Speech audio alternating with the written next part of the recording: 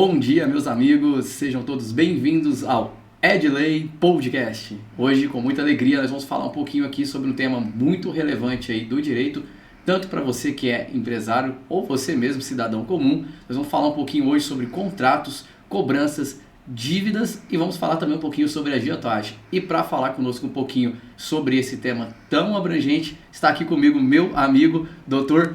Bruno, que vai falar um pouquinho para nós hoje sobre aí a área dos contratos. Ele que é doutor especializado aí na área do direito civil, familiar e contratos. Dr. Bruno, seja bem-vindo ao Edley Podcast. Muito obrigado, meu caro. Obrigado pelo convite. É uma honra estar aqui com vocês e poder conversar um pouquinho sobre direito, que é a nossa paixão da nossa vida, né? Com certeza. Gerando muita informação, inclusive, para você que está aí acompanhando o Edley Podcast. Já quero pedir, inclusive, a você que não deixe, claro, de se inscrever aí no canal do Notícia de Franca, também curtir esse episódio aqui que a gente vai estar depois também deixando para você lá no Instagram do Notícia de Franca e também em parceria com a OAB no Instagram da OAB, uns cortes selecionados de vários temas aqui relevantes de que vamos estar aqui abordando com o nosso doutor Bruno, que aqui hoje vai estar falando sobre cobranças, dívidas e agiotagem. Mas antes, eu quero já aqui de antemão agradecer e fazer menção a um parceiro que está aqui hoje iniciando com o Edley Podcast, uma parceria que é a Fran Impermeabilização, do meu amigo Fran Sérgio, essa empresa que já está mais conceituada aqui na nossa cidade de Franca há mais de 15 anos, ele que inclusive é pioneiro na impermeabilização aqui na nossa cidade, doutor Bruno, que faz um trabalho excepcional na higienização do seu sofá, do seu automóvel, do seu carro, e eu quero deixar para você depois aqui na descrição desse vídeo o contato da Fran Impermeabilização para que você possa aí conhecer um pouquinho todo o trabalho que a Fran Impermeabilização desenvolve em várias empresas e também a você aí, cliente que já é consumidor da Fran Impermeabilização. Então depois você procure aí o Fran Sérgio, contate ele para você poder conhecer um pouquinho da gama de serviço que a Fran Impermeabilização oferece para você e em geral também você empresário. Mas, doutor Bruno, vamos lá falar um pouquinho agora sobre cobranças, dívidas. A gente sabe que aqui vamos falar dois cenários aqui, vamos colocar as pessoas aqui dentro do contexto dessa nossa conversa de hoje, né? Dívidas e cobranças. Quantas pessoas não recebem cobranças hoje, né? Hoje, telefone nosso, às vezes fica o dia todo tocando, às vezes nem é só por cobranças, né? Às vezes também é questões de vendas e tudo mais. Mas queria que você falasse um pouquinho hoje como que é, o que é permitido, ou vamos começar num termo mais simples. Quanto é abusível e não abusível a cobrança hoje uma pessoa receber? Esse é um tema muito recorrente da vida de todo mundo, faz parte. Todo mundo já fez ou já recebeu uma cobrança, devida ou indevida. Uhum. Né? Isso é muito comum e é um tema que permeia aí, porque todo processo, a maioria dos processos, né, eles passam por várias fases. Sim. E tem uma fase específica desses processos que se chama execução, né, que no senso comum seria a cobrança. Uhum. Então, todo processo tem a sua fase de cobrança, que é a fase de execução. Então, a gente hoje fala muito de cobrança abusiva, né? Nós temos aí uma taxa de mercado que o Banco Central teve que regular, né? Então, tem essa taxa de mercado que fica ali de todas as operações financeiras. Sim. Então, tem que ser analisado para verificar se está dentro dessa taxa de mercado, porque o juro também tem um limite, né? Nós temos a lei aí que limita o juro, a cobrança de apenas 1% ao mês, né, ou 12% ao ano. Então, as pessoas acabam extrapolando isso, não sabem que isso, se for levado ao judiciário, pode ser revisto sim. Tá?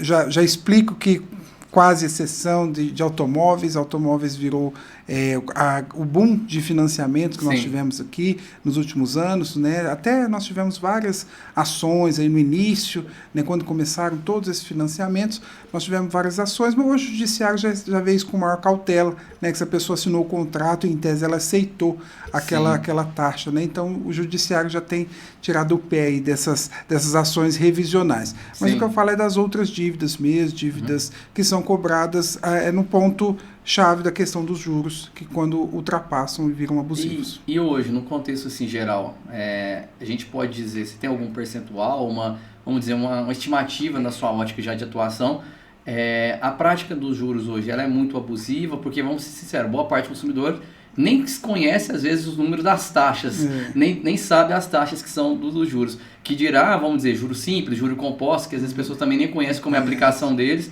mas queria que você colocasse aqui hoje, no contexto geral, as empresas que às vezes fornecem os financiamentos, as que fornece também o crédito aos consumidores ou às empresas também que buscam esses créditos. A prática dos juros abusivos, ela é muito recorrente, ela é muito comum ou não, então? Muito recorrente, muito.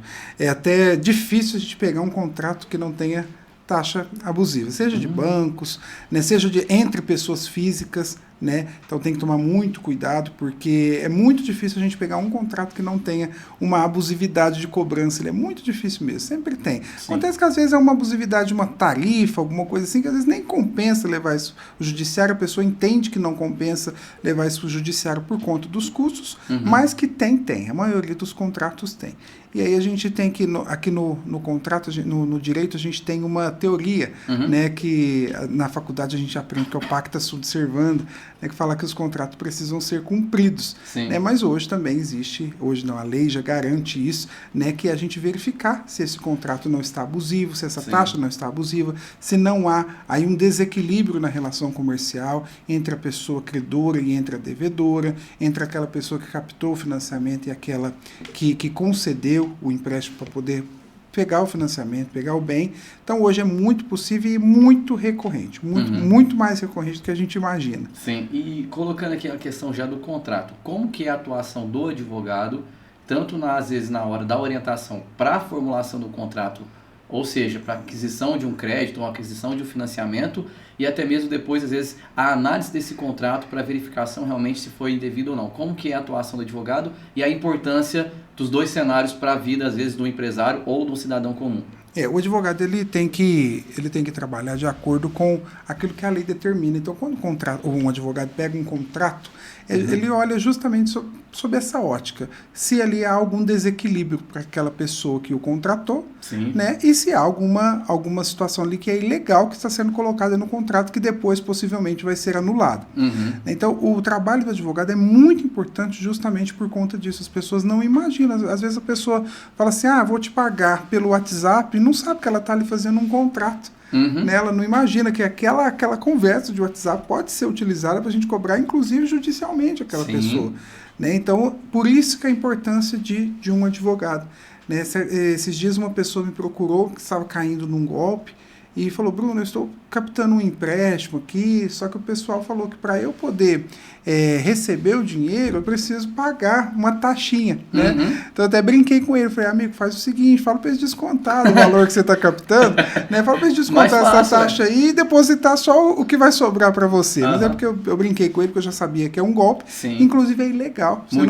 Você não pode cobrar por um serviço que você vai prestar. Você vai conceder um empréstimo, você não pode cobrar pelo empréstimo que você está fazendo. Então é muito comum essa abusividade e a importância do advogado de analisar. Essa pessoa me procurou, eu consegui orientar ela a tempo dela não cair num golpe, não ter que fazer uma transação que ela não iria receber nada em troca.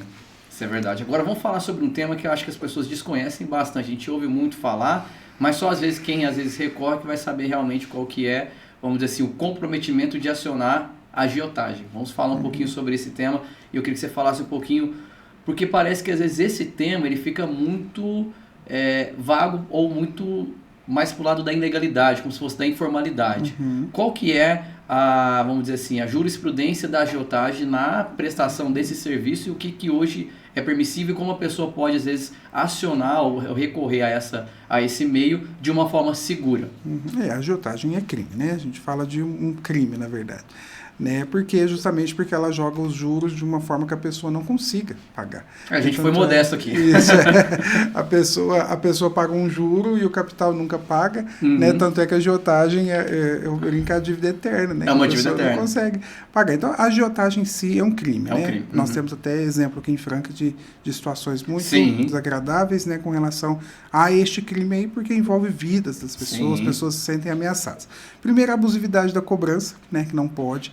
De acordo com a lei, a gente não pode capitalizar os juros da forma que fazem, que é o juro sobre juro, né, sempre recebendo somente o juro e o capital nunca é quitado. Isso, em tese, já é a agiotagem. Então, a gente vai falar de um crime. Com relação à cobrança, aquela pessoa que capta o empréstimo, ela tem, sim, toda a garantia da lei para poder rever isso, inclusive fazer o pagamento judicialmente. né, inclusive fazer o pagamento judicialmente. As pessoas, infelizmente, têm medo por conta das condutas. E na contratação vamos supor que a pessoa contrate uma pessoa que tem, às vezes, recursos financeiros para empréstimos.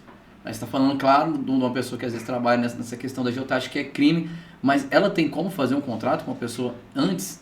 Sim, absolutamente. Toda transação...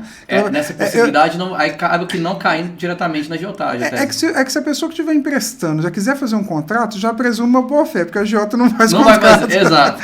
Raramente a gente vai ver isso. Não vai fazer um contrato. Nunca. Então já presume uma boa-fé. Às vezes é só um empréstimo de dinheiro. Mas vale um conselho para uma pessoa que sempre for buscar realmente, às vezes, um recurso com alguém, ou realmente um crédito, sempre ter um contrato sobre tudo, porque é uma garantia para a pessoa, em qualquer cenário futuro. Exatamente, e eu sempre vejo assim, aqui é uma coisa muito comum, pegar uma nota promissória e assinar ela em branco. Exato. Né? Uhum. Assinar uma nota promissória e a pessoa fala assim, mas eu peguei R$1.000. Só que a promissória em branco, se a pessoa for colocar R$100.000, o que presume é o que a pessoa deveria ter preenchido ali na hora. Sim. Aquilo ali a gente chama de um título extrajudicial, uma coisa muito séria. Que no judiciário, você apresenta uma nota promissória, dificilmente você vai ter que justificar do que é aquela nota promissória. Olha só. De tão sério que é um documento. Tem uma validade grande. É muito grande. Está lá, R$100.000. A pessoa assinou, dia tal ela vai pagar, ela tem que cumprir. Aquilo ali é um título que é levado ao judiciário.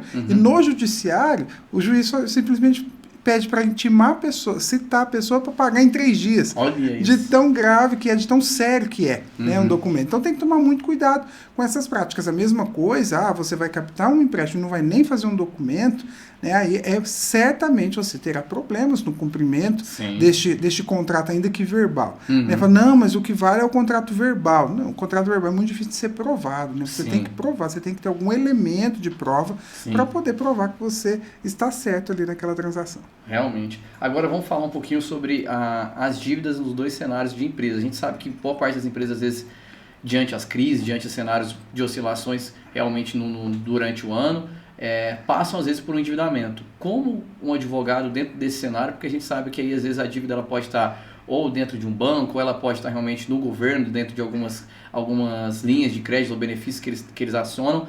Como que é a atuação do advogado nessa área da dívida, principalmente para uma empresa que às vezes está dentro de um cenário que ela não consegue às vezes conseguir achar meios para poder realmente pagar e sanar essas dívidas. Sim, eu vou falar da empresa devedora e da credora. Sim, vamos lá. A empresa devedora, ela tem aí o apoio de um advogado para verificar se aquela cobrança é legal, se não tem nada de abusivo lá que esteja fazendo ela estar em inadimplência, né, que muitos contratos, muitas captações de crédito em bancos, também quando a gente vai analisar, né, as empresas oferecem serviços para poder captar e tem sempre alguma ilegalidade. É muito difícil que não tenha uma abusividade. Sim. Então, o advogado entra nesse campo, o advogado pode entrar com várias ações, seja revisionais, seja ações de consignação e pagamento, para tentar um acordo melhor para poder pagar aquela dívida e ficar tudo certo.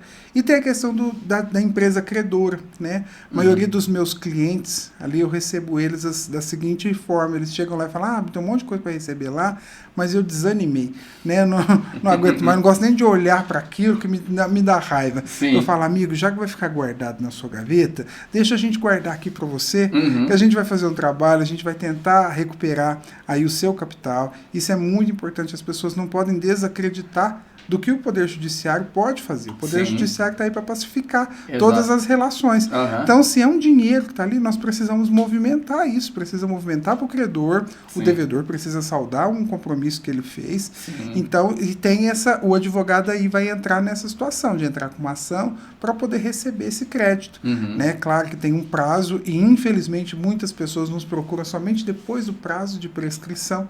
Né? Cada título tem um prazo de prescrição. É muito comum a dívida ser 5 anos, mas tem cheque promissório que tem prazos menores. Né? Então as pessoas têm que tomar muito cuidado com isso, que isso é dinheiro parado. Né? Às vezes, mas uma notinha lá que o cliente assinou para mim, é dinheiro. É dinheiro. Né? Uma nota fiscal. Eu fiz a nota fiscal, mas não fiz a promissória, não fiz a duplicata. É dinheiro. Né? Tudo isso, a pessoa assinou, ela tem que pagar, não tem outro jeito. Isso é verdade. Falando agora aqui um pouquinho sobre, às vezes, alguém que está atuando, vamos supor, um empresário, um MEI, alguém que às vezes faz muita prestação de serviço. A gente fala um pouquinho sobre prestação de serviço. Como que ficaria o cenário de alguém que às vezes faz muita prestação de serviço, às vezes fica só, igual você falou, numa promissória, numa nota fiscal, e às vezes não tem nenhum contrato, às vezes, com um cliente ou um prestador de serviço dele ou fornecedor. Como que poderia funcionar a atuação de um advogado que é especializado em contratos, né? E qual a importância realmente de conseguir, às vezes, formalizar e ter esses contratos periódicos dentro das prestações de serviço? O que isso garante, inclusive, e assegura para um empresário, alguém, um prestador de serviço? O contrato é a sua lei. O contrato é a lei do prestador de serviço. Então, uma vez um rapaz me procurou que ele trabalha com instalações de segurança, câmeras. Ele falou, Bruno, as pessoas não me pagam e não sei o que fazer. Sim. Né? E aí eu dei cobrar? Isso, não sei como cobrar, porque eu já está lá instalado, né? O que eu faço, né? Eu falei para ele, olha, você sabia que existe uma modalidade de contrato de prestação de serviço que a gente pode fazer aqui com a venda dos seus produtos? A gente pode fazer um contrato que, se a pessoa não pagar, você retirar a sua mercadoria de volta. Olha isso. E aí ele falou, posso, Bruno? Eu falei, claro que você pode, né? Existe uma modalidade no direito que fala simplesmente isso, que se você, a gente fala de venda com reserva de domínio, né? Eu falei, olha, se a gente fizer uma venda com reserva de domínio do seu equipamento, que é um equipamento que você pode retirar e utilizar num outro local, sim, certamente a inadimplência vai diminuir muito, porque as pessoas com não certeza vão querer que você retire lá. Então, o contrato é a lei do prestador de serviço. E ali você tem que constar tudo. Tem que constar que, se você passar do horário, você vai receber tanto. Se você fizer um serviço adicional, você vai cobrar tanto. Para que isso não fique só na conversa. Estando no papel, é muito mais fácil de você, inclusive, conversar, levar a questão para o judiciário e poder receber. Né? Acho que ninguém trabalha só porque gosta. Né? A gente trabalha porque precisa movimentar a nossa vida, movimentar a vida da nossa família. Então, a gente precisa regulamentar a nossa própria lei, que é através do contrato que a gente faz isso. Né? E o contrato tem que ser feito por um advogado.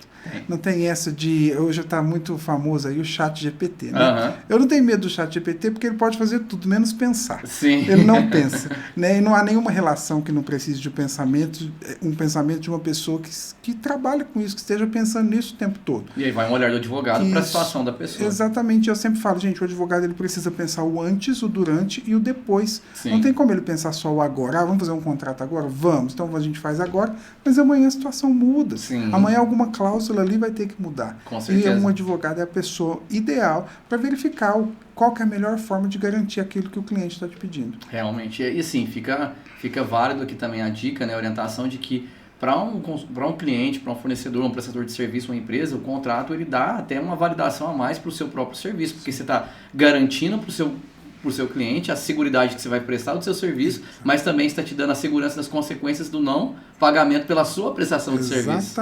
Exatamente. Não é só uma questão de que vou fazer aqui para poder me garantir. Não. O seu cliente vai te ver como um profissional responsável de estar fazendo uma documentação e ele vai confiar de que o serviço vai ser prestado porque vocês têm um contrato assinado. Exatamente, firmado pelas duas partes.